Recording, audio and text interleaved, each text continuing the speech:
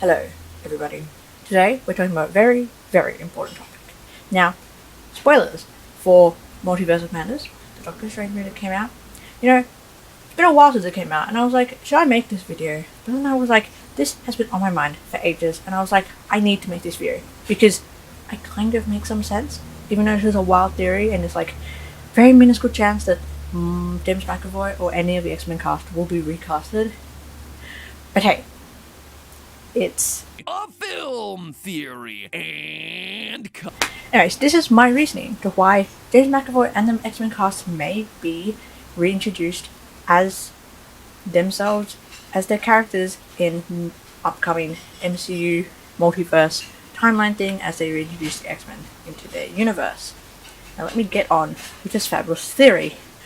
Hold on with me, guys. So obviously there's spoilers for Multiverse of Madness, and I'll quickly run down what occurs in it that you will need to know. There's one point where Doctor Strange is in another universe, and he's being faced by the Council of looking after the multiverse, because they're like, our Doctor Strange messed up the multiverse, and now that you are here, we're like, you're going to mess up the multiverse, and we're going to make sure you don't do that, and they're like a council to make sure nothing goes wrong.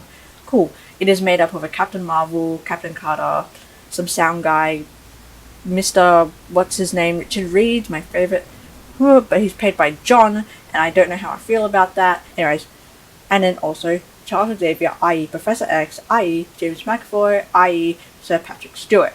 Now, this is very important. Firstly, we're going to go back to John, okay, because he's also kind of important, because if I'm right about this theory, it means that John will continue playing Reed Richards. Now, playing the role of such a monumental character, i.e. Mr. Fantastic, you're not going to get cast for it and make a whole thing being, oh my god, I'm now the new Mr. Fantastic, only to be there for only like 4 minutes and then get killed off, like what happens in the Multiverse of Madness, which doesn't matter because it's a small universe and it's not probably going to come back to our attention, except the characters are, which means John is going to be Fantastic Four probably as in the new MCU. And as we've seen by the multiverse and seen parts of the multiverse and other versions of our favourite characters in the multiverse, is that they look the same. Like, looking at What If, they look the same, right? All of our characters, they look the same essentially, especially if it's the same time. They look the same. Like, young Peter Parker still looks like young Peter Parker in another universe, you know what I mean? And Tony Stark looks like Tony Stark in the other universe. They all look the same, and we've established that, right? That is something that has been established, which means John is going to play Mr. Fantastic in each incarnation of Mr. Fantastic from now on in the canon MCU, because that's what his face looks like, that's what his character looks like, even if his character are different people, you know what I mean, because they're from different universes. Which means, obviously, John, even though he dies after 5 minutes in Multiverse of Madness, he will come back as whatever form of Mr. Fantastic that the canon MCU, like, whatever character from a certain universe they want to pluck out and be like, this is our favourite John, and now he's going to be our John. You know, Reed Richards is going to be part of the MCU, and that's going to be him, and he's still going to play that character. He's going to play all the Reed Richards, just as Tom Holland will be playing all the Multiverse of Spider-Mans and all of the... It was at this moment that he knew. He fucked up. The only part of this theory that doesn't work is the 3 Spider-Man in No Way Home. But we're not going to talk about that, because we just aren't, okay? We can say they look alike, right? Regardless, apart from that little blip in theory, everyone else looks the same, okay? Now, moving on from John, okay, let me explain the X-Men timeline first, right? In Multiverse of Madness, Charles Xavier, or Professor X, is played by Sir Patrick Stewart. Sir Patrick Stewart plays Charles Xavier.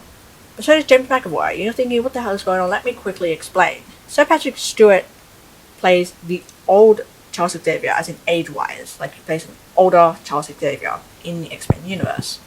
Now, his last film was Logan, which was based in 2030 or plus on, in the future, far future essentially, in the X-Men universe. And he plays an old Charles Xavier, and that was his last film, which was released in like 2017, I believe, or something around those lines.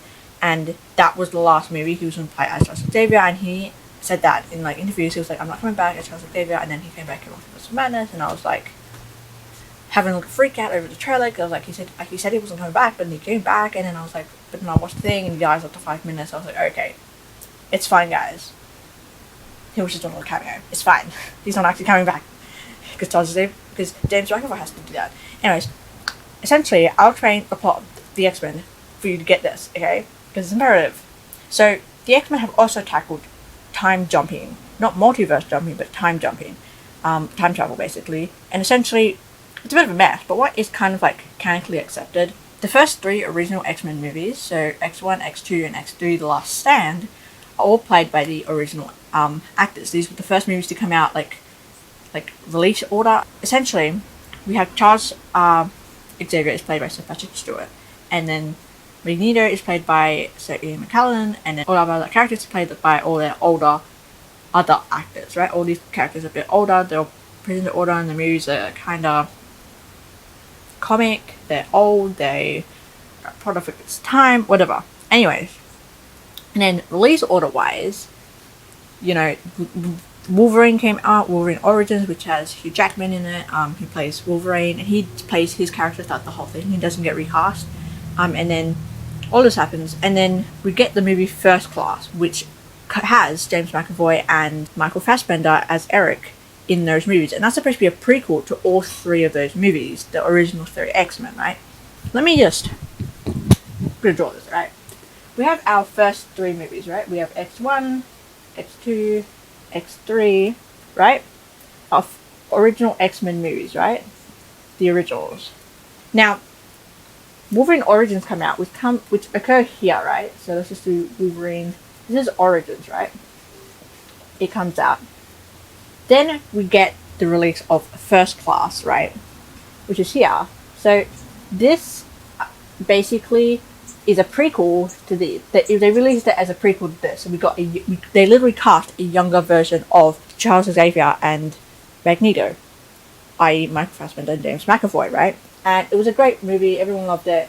I think it's one of my favorite movies in the X-Men universe, right? So this occurs here, right? Then we have The Wolverine, which is like the Wolverine sequel, whatever. And then Fox was kind of like, whoops, we kind of want to make a cooler universe, right? Not these old stinky actors. And so they're like, let's bring a younger cast of the same actors, right? Like Cyclops, Jean Grey, all those characters, but just younger and cooler, and in a universe that makes more coherent sense, right? So they made the movie Days of Future Past, right?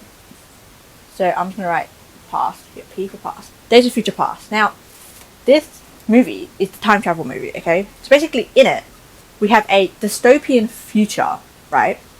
Which has Ian McKellen and Sir Patrick Stewart playing James McAvoy and Michael Fassbender. And then we've also got Wolverine there, and we've got some other characters like Kitty Pryde and Colossus, and all of them.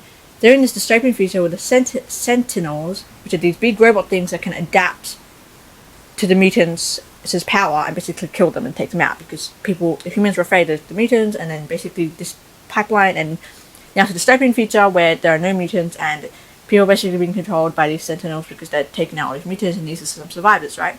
And they're like, we need to go back in time and stop from these Sentinels from being created, right?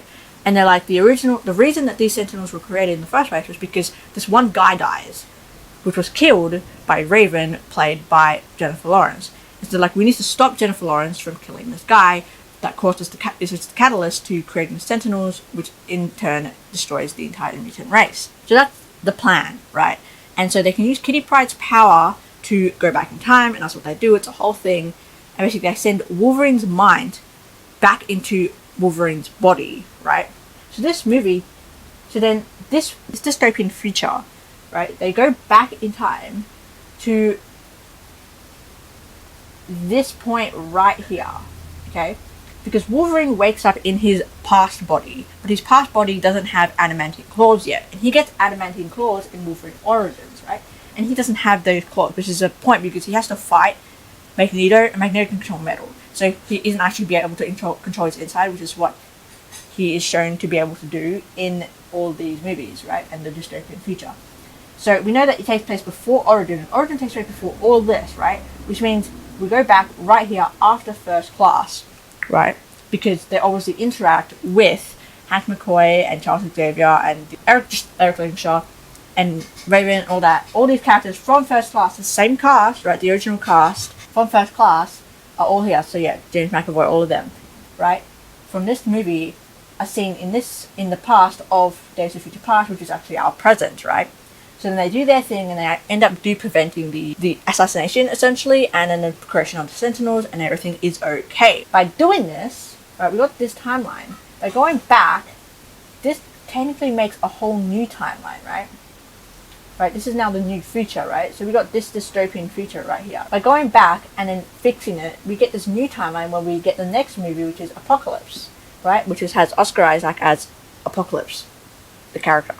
And that's that. And we also get introduced to Cyclops, and we get introduced to Jean Grey, and we get introduced to Kurt Wagner, and all of those characters, right? Which were also in these films, but cast by different people and older people. But these are a lot younger characters.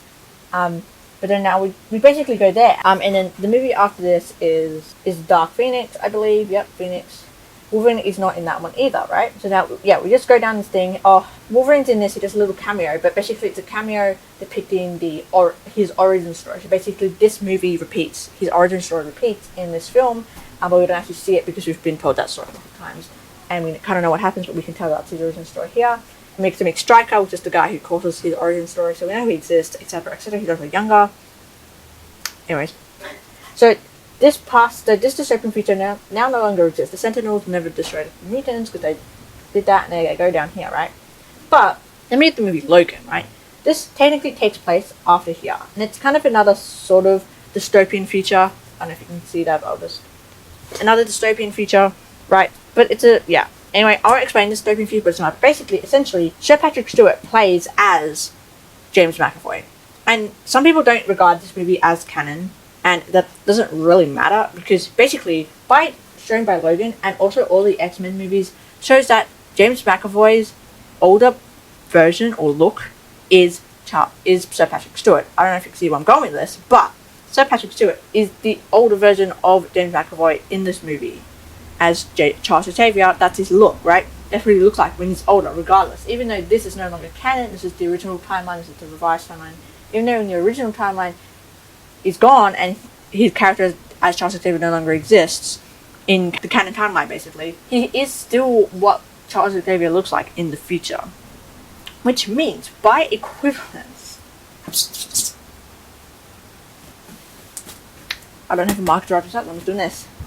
Which means, by equivalence, right, if we have this is the MCU timeline, right? This line, MCU timeline. And this is the Doctor Strange, this is Multiverse of Madness, right? The events of Multiverse of Madness. The X-Men kind of universe where James McAvoy plays Charles Xavier is in the 60s to the 90s. And he's supposed to be like 60 years old, and it's played by a person in their 40s. It doesn't really matter, but it's fine, okay? He plays from the 60s to the 90s, whatever.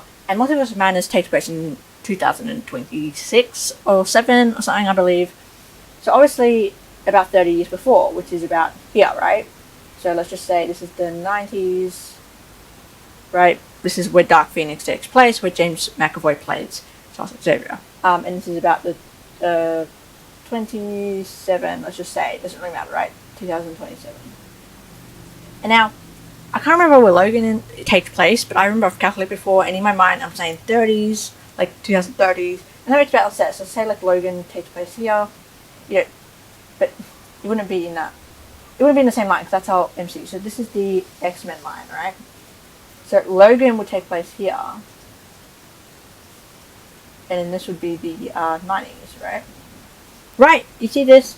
So technically, Logan, which is where Sir Patrick Stewart plays Charles Xavier, right, is like within 5 years of what the Multiverse of Madness, and if the jumping was time linear, and they jumped to this other universe, let's just say. This is the one that they jump to, right? Where we see Charles Xavier in Multiverse of Madness. They jump here, let's say it was time equivalent. It would make sense that Charles Xavier that they see is played by Sir Patrick Stewart, right? Because it's around the same time, right? Even if it wasn't time equivalent and they jumped just to a universe where maybe it was up here or just a bit down here, right? It would still be like old Charles Xavier, which means it would be played by Sir Patrick Stewart. But since he's not coming back, because he said he won't replay that character anymore, James McAvoy, like they've already, by by putting Sir Patrick Stewart as the face of the canon Charles Xavier now in the MCU, is basically saying that this is what his face is going to look like, and the younger version of this face is James McAvoy. And I think we can already like assume that they aren't going to introduce the X-Men to the MCU by natural means, because the X-Men universe relies on the fact that people are born as mutants, right? And obviously in the MCU, people aren't just born mutants, they're kind of created, right? And so we've kind of established that the X-Men are probably going to be introduced via the multiverse, just like John has been. So, therefore, we can only assume that the introduction of the X-Men will be from another universe, right? Another dimension, and that dimension already exists, i.e. the X-Men universe. And unless they get a really random actor to try and depict a Charles Xavier from any period from in between James McAvoy and Sir Patrick Stewart, or even after Sir Patrick Stewart, then, I mean, they can, but a bit weird. So if they wanted to introduce, they've already established the fact that their Charles Xavier, the MCU Charles Xavier, has to look like a version of Sir Patrick Stewart, right? Because we've already established that that's what that character looks like in the multiverse, which means James McAvoy is a younger version of Sir Patrick Stewart in the Charles Xavier universe. Does that make any sense? Basically, like, this people here, right, the X-Men from the 90s, which is from the present of the Dark Phoenix / Apocalypse era, right, they could jump into this MCU and basically be part of the MCU and be vital characters in the MCU. But that means it would have to be the James McAvoy Charles Xavier, because they've already established that this Sir Patrick Stewart plays his face. I'm just repeating what I'm saying because I feel like it's a hard concept to grasp, but that's like, do you see what I mean? Just the way that, you know, Benedict Cumberbatch plays Doctor Strange in every universe. James McAvoy is going to have to play Charles Xavier in every universe because they've established the fact that that's what his character looks like. Charles Xavier's character looks like James McAvoy / Sir Patrick Stewart, and since we've established that Sir Patrick Stewart is the face of him in Multiverse of Madness, then we can know by equivalent that James McAvoy will play Charles Xavier.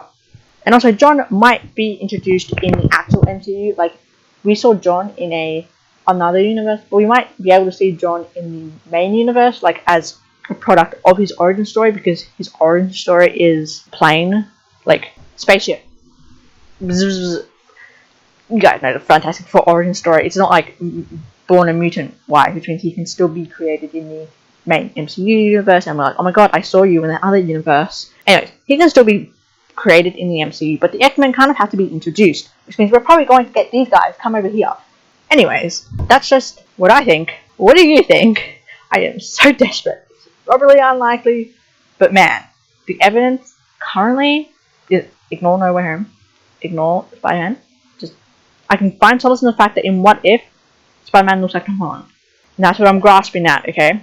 Ignore the other Spider-Man. They did that for the funsies, right? Because, you know, they literally mechanically pulled people in from the Sony universe. Why not from the already established X-Men universe? Are they really going to remake all of those Spider-Man? Are they going to remake First Class? Like, please, I need my man. But anyways. Hey guys, thanks for watching the video. Just here to remind you to subscribe like the rest of your favorite YouTubers. I think it would be real neat if I sped around 69 million followers. Just saying.